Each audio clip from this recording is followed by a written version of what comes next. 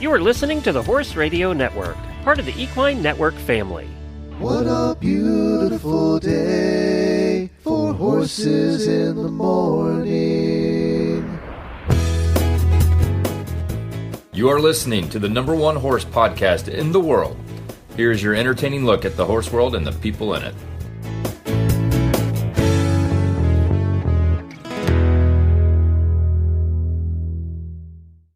I'm Dr. Allison Marshall. And I'm Dr. John Langlois.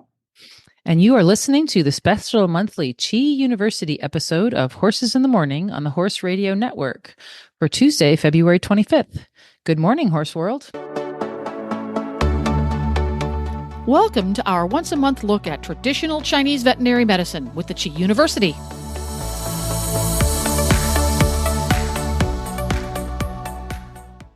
So, John, how's it going down there in Florida? It's pretty snowy up here. We've got the moisture, but it comes as rain. And as a gardener, I'm very grateful. I love that. Well, I can't even call myself a northern gardener because this isn't really the north. It's just more north than Florida. Yeah. And we've been getting a lot of rain too. The Virginia clay is so heavy that like last weekend when we had just 2 days of rain after a whole week of rain, I was boggy in the backyard. It just doesn't drain very well, but I'm enjoying a snow day today. So it's a perfect time to record a podcast. And we've got some fun stuff to talk about today for our listeners. We're kind of doing a little hodgepodge and a smattering of a lot of different topics, which I think will be really fun. I do too. And I think one of our first areas in which we've not done this, and I think looking in May would be our 2-year anniversary of doing these podcasts, but we have not done one in considering eye problems in the horse. So I'm excited, and I wanted to share that I had an opportunity a couple of years ago to present a paper to the conference for TCVM on ocular problems and how does the horse see and how TCVM can treat ocular problems. So I'm excited to be able to share a little bit of that. And I think maybe you have some couple cases that you have treated successfully. So I think it'll be a good way to go. Yeah, that sounds great. Well, why don't you start talking about your presentation? Why don't we start there?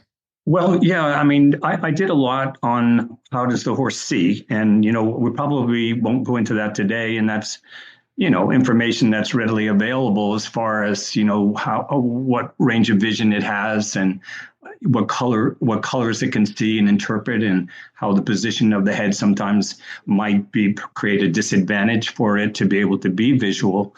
But I think we'll focus on how TCVM can be incorporated into the process of an eye injury or an eye disease. And I think that I think all of the listeners out there kind of agree if they've come up and they see that the eye's closed and there's gook coming out of the eye and it seems painful and they're a little depressed, they're going to call their conventional veterinarian to come out and say, let's do a good examination on this and find out what the problem actually is. And I love your medical terminology, by the way. Gook is kind of one of those things that I would use as well. I like gook. That's great. Yeah. Yes. That up. Technically we call that phlegm or damp in TCVM, but gook everybody knows. For sure. Yeah. So we want to maybe open the idea that TCVM can be super complementary to an eye injury, and that if you're having a TCVM practitioner or you want to consider this, there's a lot that we can do, again, complementary wise to the eye, because one of our treatments in TCVM was acupuncture, and acupuncture is really good for modulating pain in the horse. So we know that when there's an eye injury, there's a pain, and you've all seen them, eyes closed, head down, squinting. And look. Yeah, that look, and it's somewhat, it should be alarming, because for me, eyes are an emergency in most circumstances. You cannot not get to the bottom of it, and sometimes get aggressive with your treatment right off the bat. For sure. So knowing that there's a standard treatment of eyes for conventional medicine, I've found that I can complement them with we have an actual ophthalmic ointment that is really good for which is an herbal ointment for use. And when we use our triple antibiotic ointment or other antifungal ointments, we can use this one as a complement to that to take the advantage of the herbal part in treating the problem. So, and you and I know as TCM practitioners how beneficial TCVM can be to treating eyes, not just from the acupuncture standpoint, but also from the herbal standpoint, which is really important, and the food therapy standpoint. We know that these eyes get hot, and we know how we can treat the heat with acupuncture needles. We know that we can support the pattern that we find, and not all eye cases are the same. So when we look at an animal with an eye problem, we're looking at the entire animal in what we find as a pattern, and these herbs are going to be supporting for the pattern. So not every horse with an eye injury that is a uveitis goes on that particular herb. It's important for us as practitioners to find out what is the diagnosis. So, and then the food therapy complements that. We have lots and lots of foods that are very cooling that we can put in the diet, and we can go into that a little bit as we go along. Sure. So I think one thing that I think we need to kind of talk about is the times that I've seen eyes as a Chinese medicine practitioner, they've tended to be incidental. Like nobody really calls their TCVM practitioner out as a primary call on a horse with a closed eye or something. So the ones I've seen have been on a Friday afternoon at 4:00 when it's been my last appointment of the day, and it's already an emergency call. And if I assess the eye, and one of the ways that when we look at eyes as veterinarians, the pupil reaction is really important. So if the eye might be a little banged up, but that pupil will still open nice and wide in a very dark space, like a dark corner of a stall, then I might put some needles in for eye stuff and say, if this is no better, you need to call your vet. In the morning, you have to promise me to do that. And I think I've done that twice, and it's been a little while since I've done that. But in general, I think it's super important that we mention that eyes need to be assessed first with conventional medicine. That's just probably the most important thing, because they can get very serious very quickly. And I think that Chinese medicine can be super supportive of those situations, both. And I think the two main real problems that we see with horse ocular problems are some kind of a corneal ulcer, which translates as a scratch, really. They bang it, they scrape it, they do something problematic with it, or uveitis, which is also known as moon blindness. So that comes from inside the horse's body, and it's getting better and better understood, but it's almost like an autoimmune thing. Some people think it's started with leptospirosis. I think that belief is becoming more common now, but those are the two main things that we see. And Chinese medicine and acupuncture and those topical herbs, and even some oral herbs, like there's an herbal formula that you put in the food for chronic moon blindness, for chronic uveitis, and I've had that work really well too. So I think it's important to say, which I've said, regular vet first, but don't discount the Chinese medicine, because it can be super helpful in managing these cases. Yeah, and we had one just recently, and I think you're familiar with Lori Olson's horse Max. Sure. Yeah, well, Max is a frequent flyer to come to the Chi University laboratories for both acupuncture and other things. But Max, on this particular day, I noticed his eye was squinting, and I said, "Have you addressed this at all?" And she said, "Yes, I contacted the vet, and he said, let's put some triple antibiotic in it a couple times a day, and we'll see where it goes." And we're 4 days later, and she said, after the first day, it really cleared up beautifully. And you and I know that an ulcer or a serious condition in the eye, treating it twice a day is not going to get the result that you want. When I saw it, I said, yes, we're going to focus today on treating this eye. And I looked in, and what the horse had was a corneal abscess on the outside, or the outside limbus of the eye near the lateral canthus. So these things are very difficult to treat sometimes. So I said, we are going to do our best. And one of the treatments that we do with these are we actually take some of the blood from the horse. I took 10 cc's of blood, and then I put it about a cc and a half in 6 or 5 acupuncture points around the eye. This is a recognized treatment and effective treatment for getting these eyes to respond. And just to even take it a little bit further, so the listeners can be aware that there have been many studies that have shown that electroacupuncture in certain points can actually release mesenchymal stem cells into the blood. So if you would actually take it a little bit step further, you could do the acupuncture, electroacupuncture, and then extract the blood and then put it in the points around the eye. I know it sounds like a lot, but it's not hard to do. And so that was one of my first approaches to it. And there was a lot of heat in the eye, and we know having acupuncture points that we can disperse this heat. And we also know that there are the herbals that we prescribe. But the point being, after this, I said, you need to go to the hospital. You need to get a infusion system put in, because you're not going to be able to treat this eye, because I could barely look at this eye myself without him throwing a fit.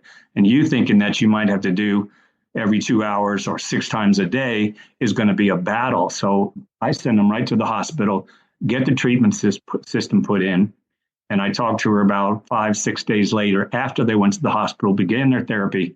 And she said the eye is looking so much better. So point being, again, you've got to have a conventional veterinary standard of practice to get these eyes put in a good place. And then we complement them. And that's what we did. Yes. I would say that I remember going to a racetrack barn 15 years ago, and they had a horse with that subpalpebral lavage system in. I don't remember the condition because it's been so long ago, but I just remember, they had the big face mask on with the cup over top of the eye. And I was there to do chiropractic and acupuncture and just to kind of do some maintenance. And so I did exactly what you talked about, is just did all of the points around the eye. And they said something that had been really languishing for about 3 weeks had really turned around just with one acupuncture treatment. So you certainly don't substitute, but it can be really helpful in supporting the body's healing and kind of rebalancing the body. And I really enjoyed, during my many years of conventional practice, treating eyes, and I would put in my own Me too. lavage systems in. But one of the things that we recognize, that if you're going to have a failure, meaning that you're going to have a negative result, it's going to be because you didn't treat the eye with the amount of frequency that it required. And that's why these lavage systems are so helpful, in that you can walk up to the horse, maybe even on the other side of the horse, and infuse the eye without a fight and a fuss. And that's why we're not successful, is because the horse begins to resent you opening the eye and putting medicine in. The lavage system allows for very user-friendly and very effective frequent treatment. For sure. And I think it bears noting too that, our tears and horses' tears are going to be washing the medication out of the eye. So I remember I loved eyes as well. And back in vet school, I did most of it, and they have huge contact lenses infused with antibiotics that they can put over an eye that needs, more frequent treatment too. But those eyes are really, really delicate. And I loved learning that the cornea of the eye, the clear part of the eye, is made up of 4 parallel layers of cells, just 4. That's it. And as long as they stay parallel, the light can go directly through them like a window.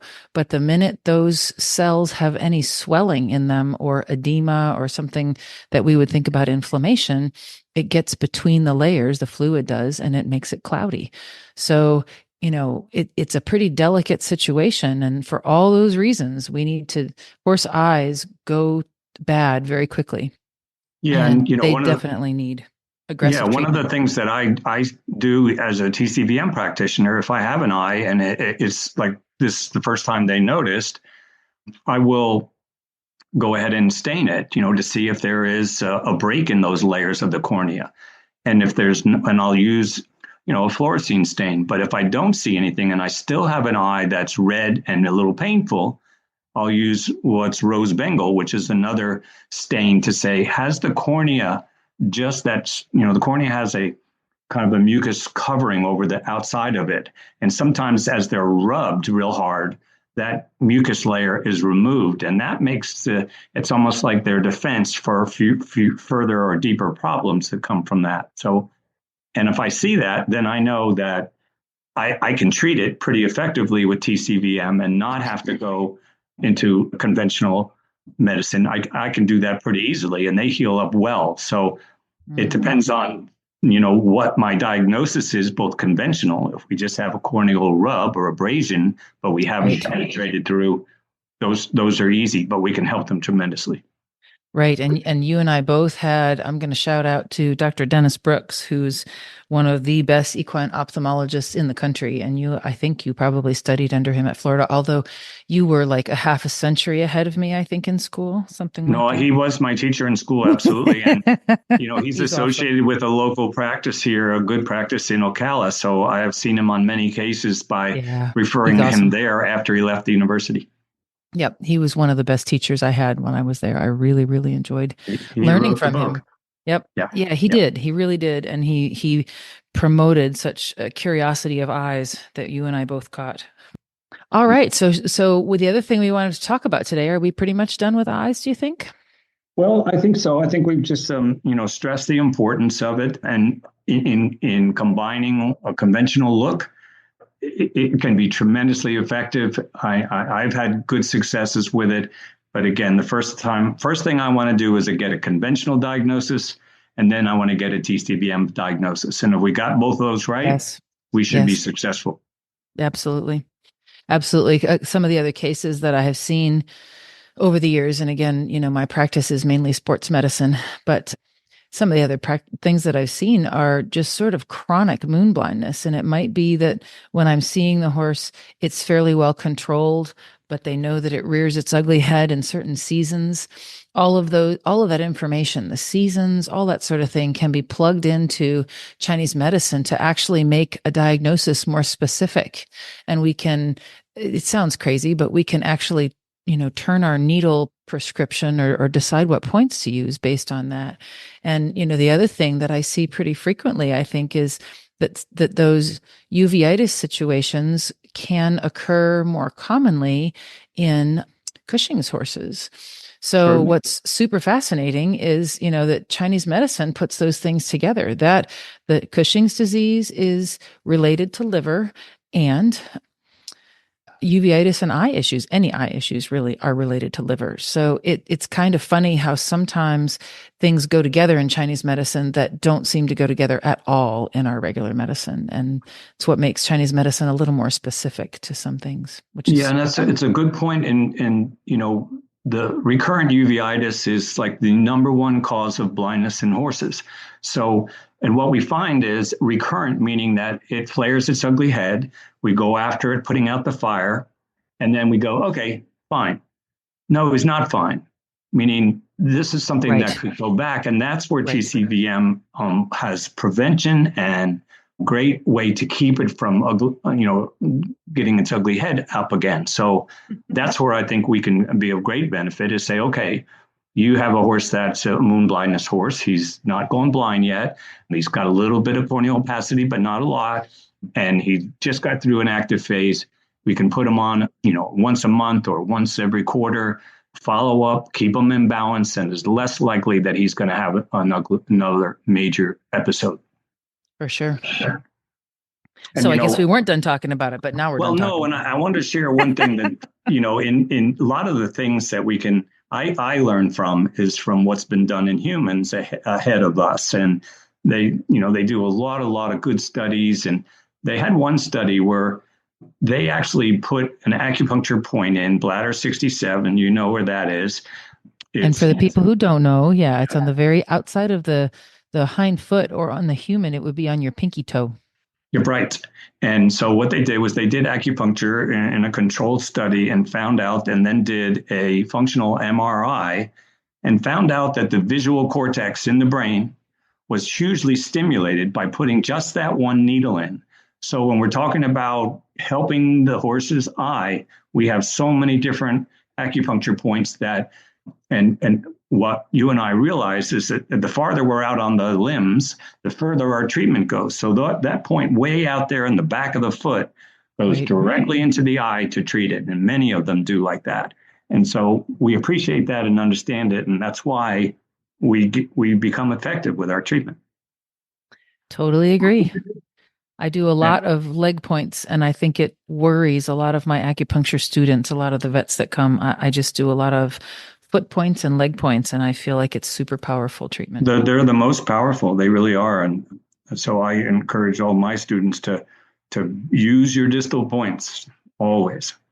For sure.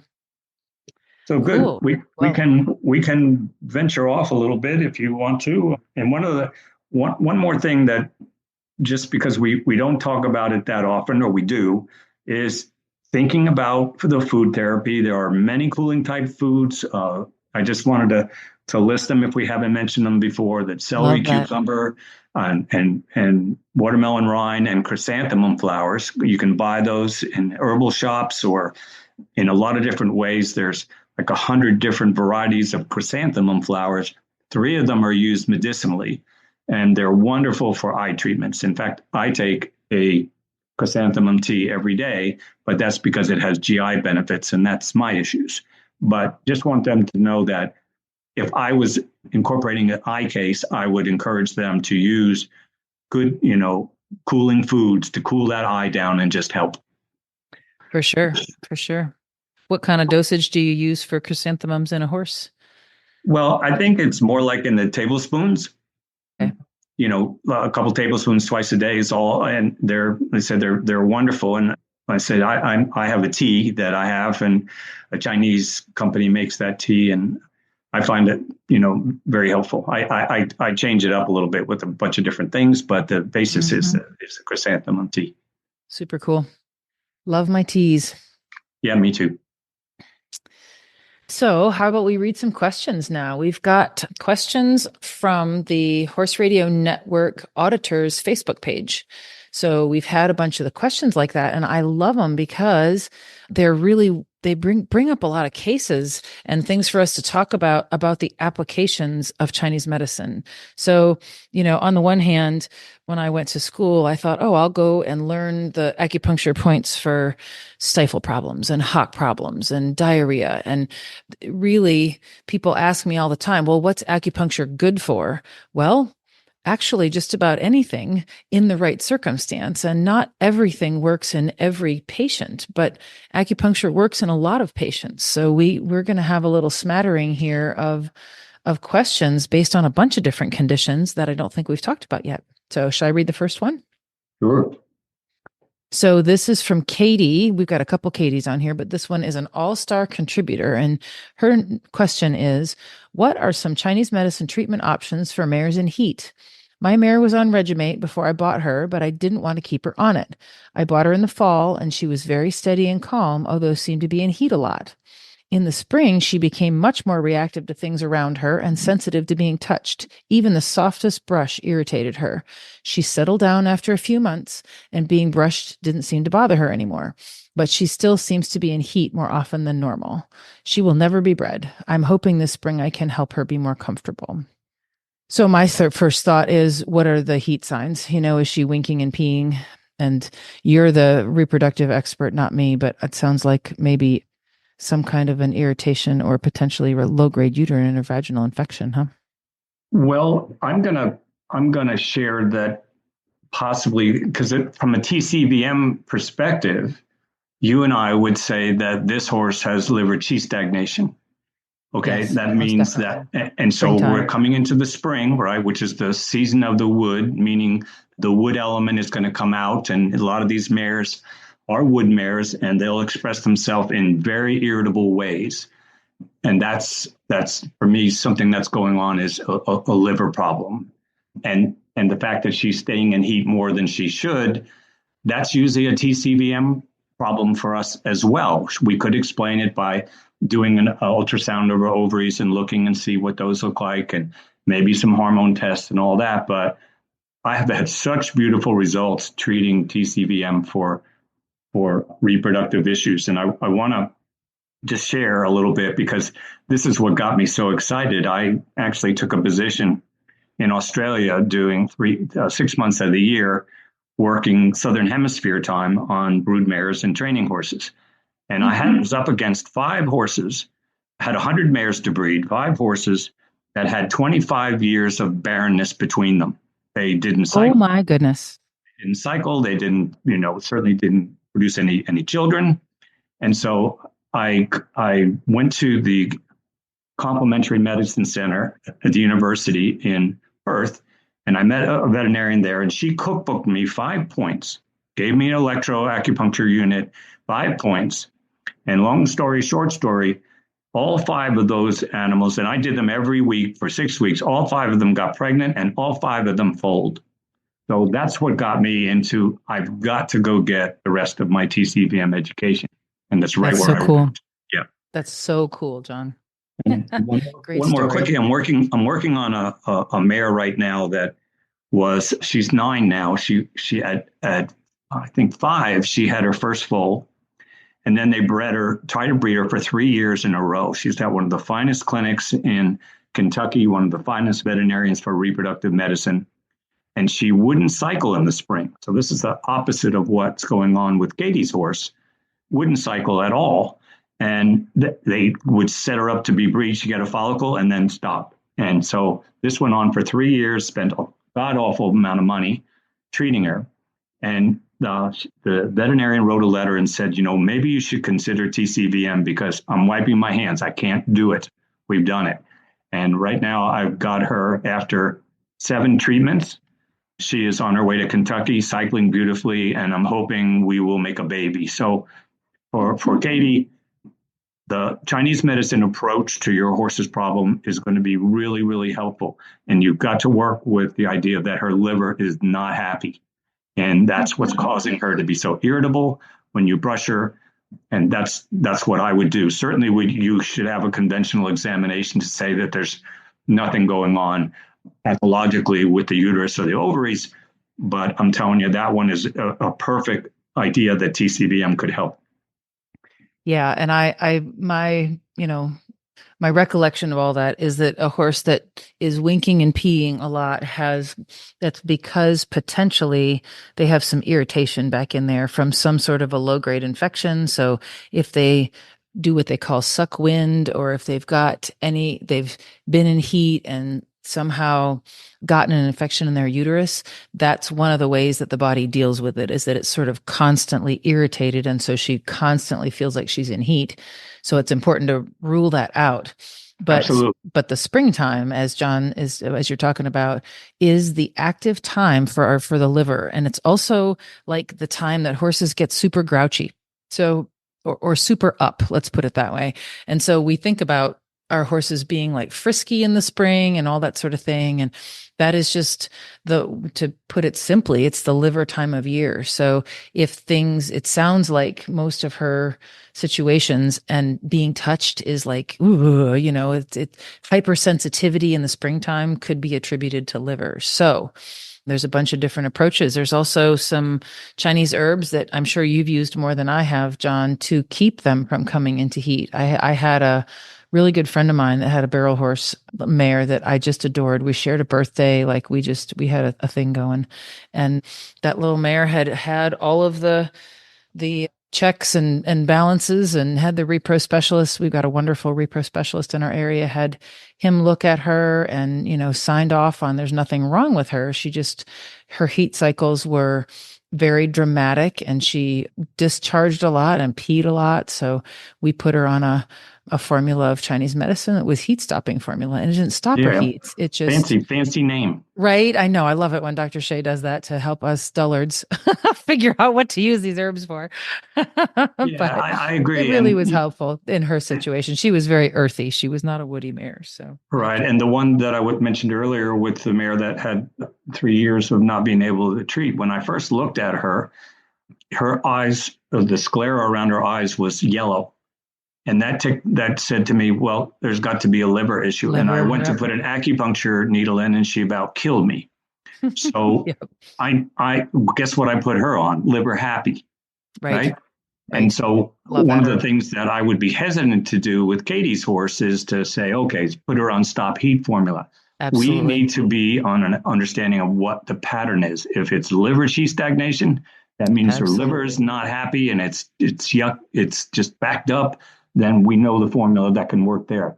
If it's related to another problem in the kidneys, then maybe we have to consider something like stop heat formula to balance that. So, and then we have herbal formulas that kind of balance the idea of two organs to maintain that pregnancy once it happens. She said it's probably not going to be bred, but she wants a happier animal. And I think TCVM can make Katie's horse happier.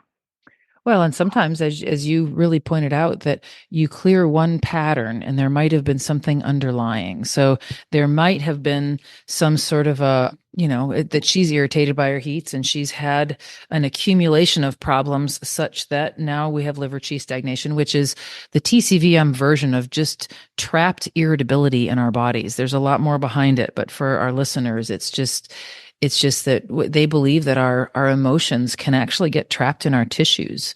So the liver is kind of the seat of anger.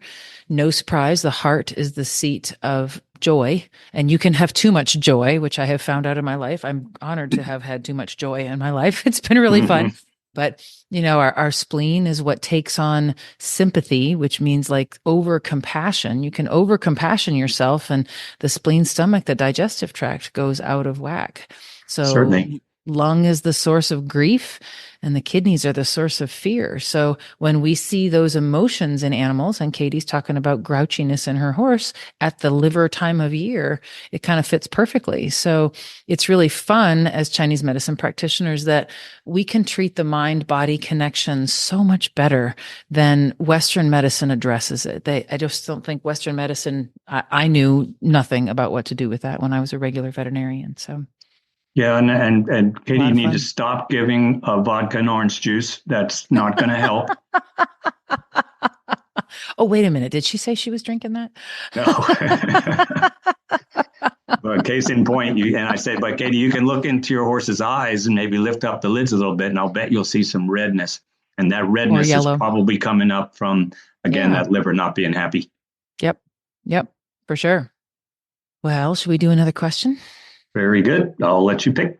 Okay. I'll read it again. So I'll just go down to the next one, which is the next Katie. She says, I have a Clydesdale that is allergic to ... everything.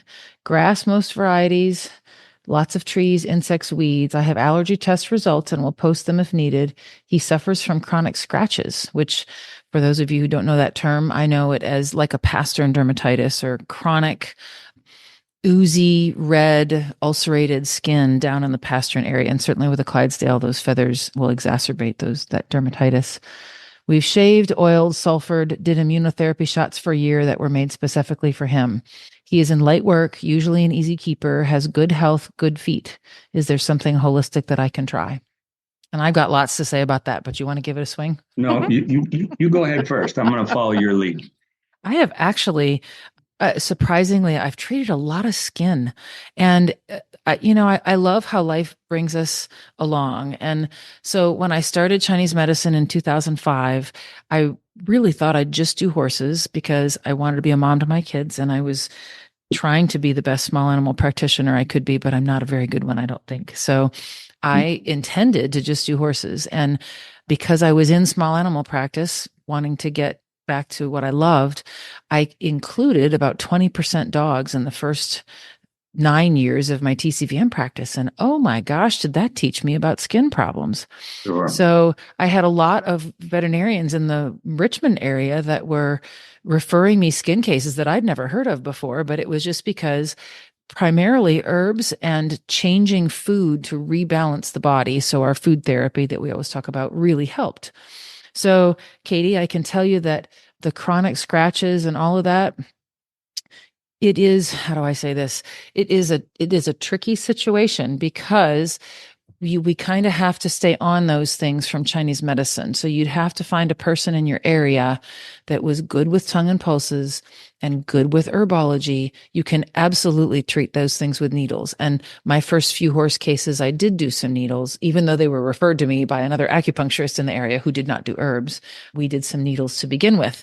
But often when you see goo, like what happens with scratches, and sort of skin flaring up. And if it's all year round, it's quite often due to an imbalance in the gut. So one of the first things that I would say that you could do while you are waiting to find a TCVM practitioner, or if you need to, haul your horse into somebody, because you could see them 2 to 4 times a year and really do a great job by your buddy there. But Clydesdales and draft horses, I love a Clydesdale. I just think they're the sweetest, kindest, earthiest horses out there, and earth animals tend to have digestive issues. So I found a lot of really great results with my dogs, but also with my horses, in really supporting the GI tract there are acupuncture needles to literally clear the heat. So when you have that whole red skin problem and angry skin, there are literally needles that will chill that out and make it less red.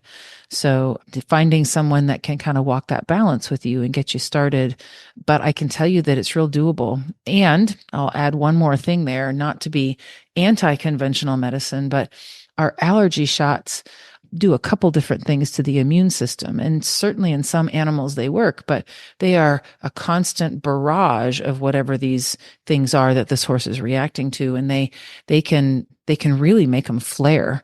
So sometimes I find, it doesn't sound like you're still on them, but sometimes I find that the ones that don't have good reactions do better with Chinese medicine. But also that's kind of liver oriented with reacting to vaccines. So one of the horses that I treated was actually started on the immunotherapy, and it made him worse. And he was seasonally summer, but it made him worse through the winter. So she didn't want to take him off of those medicines. So we worked around it, and we worked around it until the skin got better and she decreased her immunotherapy dosing. It's hard to know what to do, for sure. And balancing that integration is super important. But one of the things that you mentioned earlier on, that these allergic cases can be a little difficult. And I remember when Dr. Shea would talk to the beginning students, and he would say, when you begin, pick cases that are a little bit easier to treat, like musculoskeletal problems or problems in the lungs or problems in the GI tract. Immune cases or allergic cases are a little more difficult. That being said, they're very, very treatable. And one of the things that, I don't know if you were hesitant to use the term, but when we find these scratches in the lower limb, that's where damp wants to go. That is a pathogen in TCVM. It tends to be pendant. And where does damp generally come from? Right, the GI tract. So we have to be mindful that that could be the root of our problem. And we can put topical on all day long. I can give you a really good stuff to use, both conventional and herbal, but we've got to go after the root of the problem. And when, we have some products in our business, a brush and shampoo and salve and things. And when people come to us and say, my dog is itching like crazy, but you have to do 2 things. You have to be able to treat it externally, but you also have to treat it internally. And oftentimes the ticket is the diet. I totally agree. I have found huge success. And I really describe, when I'm treating skin, I describe the herbal formulas to my clients as food is about half as powerful as herbs.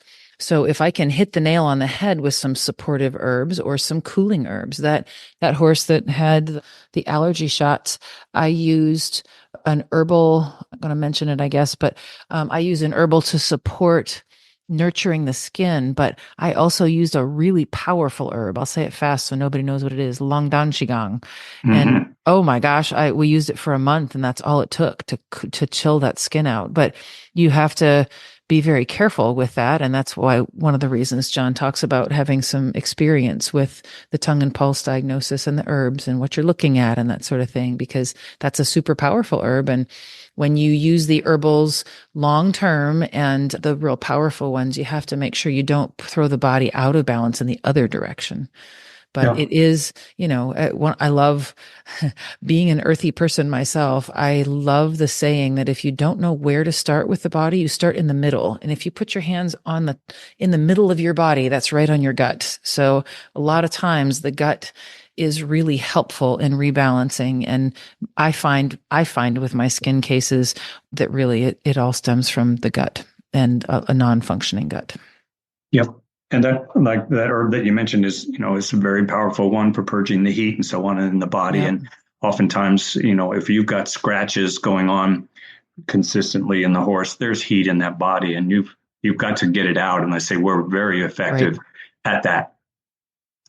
Right. And really it is that herb is specific for the heat, but also the allergy shots, the immunotherapy can cause more heat in the body. And that's why sometimes that's why I chose that herb, is because he was really being overly reactive to that. And I think it probably enabled my client to continue to use her immunotherapy because she really wanted to balance the Western and the Eastern. And I can't fault her for that. Even though my gut told me that was not the right thing for that particular horse, we worked through it. And that was all because of that great herb.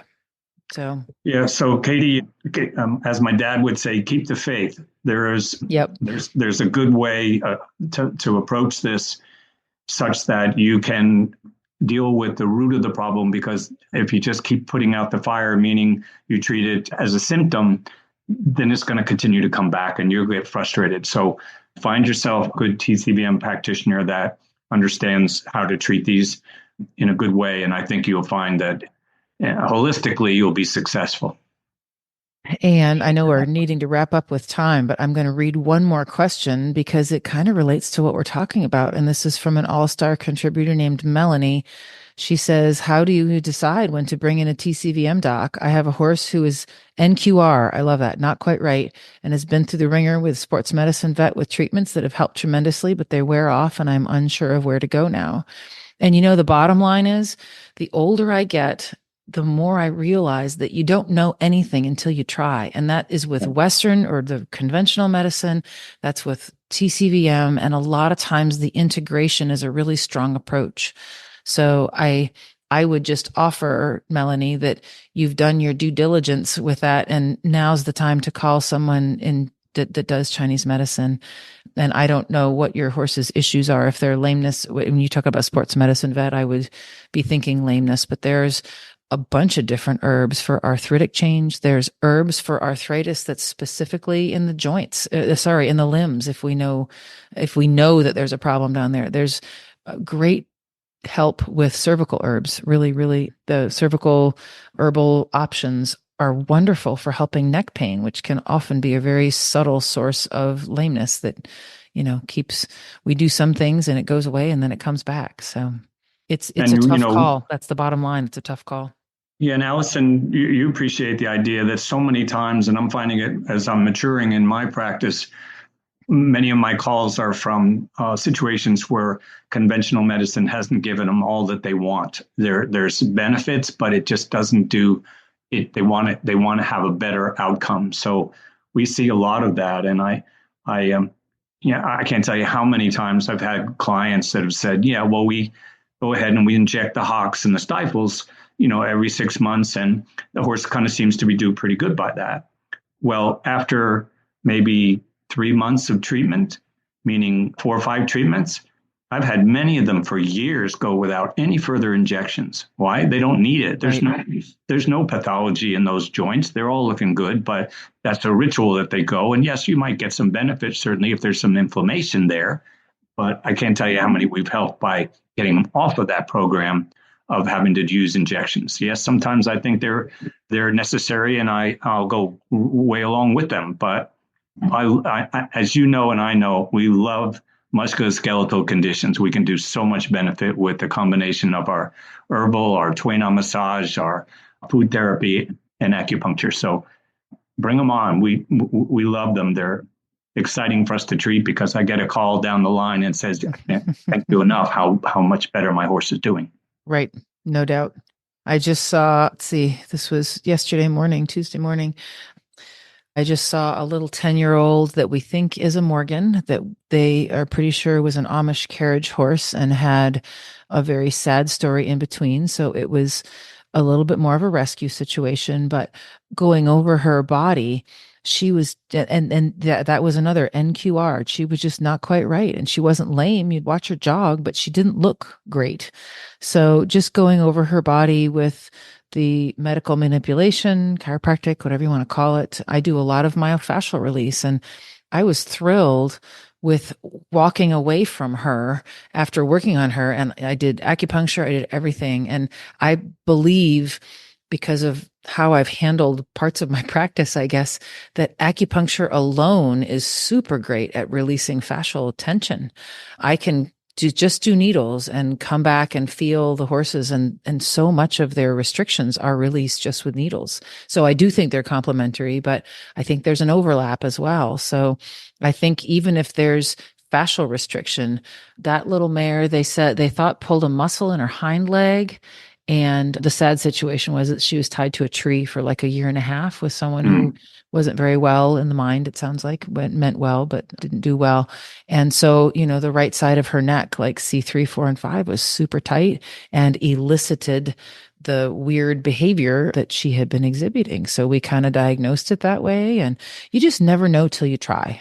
And that's just the bottom line, Melanie. So yeah. I would do the best you can by finding a TCVM doc and hopefully one that enjoys sports medicine. Yeah. And Melanie, when we're training, part of it involves going through in a systematic way through the channels with like a pen cap or so. And we can understand, and there's been clinical studies that show about an 85% association with finding areas in that with specific areas. So for me, that's a huge exam to say, wow, I can focus on a stifle, I can focus on the SI joint, I can focus on a combination of things with some reliability. And in fact, I'm presenting a paper about how conventional practitioners can actually learn simply how to do this AccuScan technique and identify to complement the diagnostics that they would do, radiographs and so on in their exam. We can be tremendously contributory to that process. Amen. All right. Well, should we wrap it up for the evening? I think we did good. And there's lots more questions. And maybe we'll have another podcast about that. That would be super. So John and I are affiliated again with Chi University. And if you want to try and find a TCVM practitioner around you, the best way we have to offer you is to go to the website, which is tcvm.com. And under resources, there is a find a practitioner near me. And that would be the best thing that we could recommend to you. You can put in your zip code, right, John, and try and find someone close by that can help you. Yes, you can do it, 25, 50, 75 miles out and find out. And when you do, you'll be able to see that particular person's training and whether they have had, trained at the Chi University or trained with the chiropractic and or other modalities. So it's a good way if you don't know of anybody to go find someone to help. Yeah, perfect. And our quote for the day comes from somebody named Florida Scott Maxwell. And it says, "Life does not accommodate you. It shatters you. Every seed destroys its container, or else there would be no fruition." Go forth and conquer.